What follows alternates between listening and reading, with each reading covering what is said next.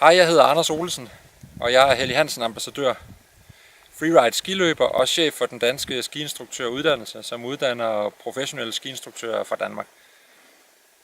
Jeg er på Saltfjeldet lige nu på randonee-tur og kører i den nye Helly Hansen Uller Elevation Shell Jacket, som er fra deres helt nye kollektion, og som er en super fed jakke. Jeg har også haft chance for at køre i den sidste sæson, så jeg har brugt den ret meget. 3 ting, som jeg rigtig godt kan lide ved jakken, er, at den er lavet i trelægskonstruktion, skaljakke, men relativt kraftigt materiale, så det er holdbart, og det er en rigtig slidstærk jakke, som kommer til at holde i lang tid.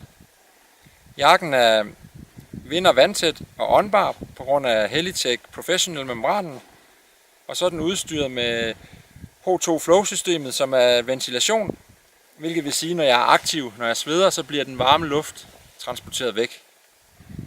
Alt i alt en jakke, som lever op til forventningerne, og som jeg klart kan anbefale. Jeg glæder mig til at komme ud og køre en masse ski i den.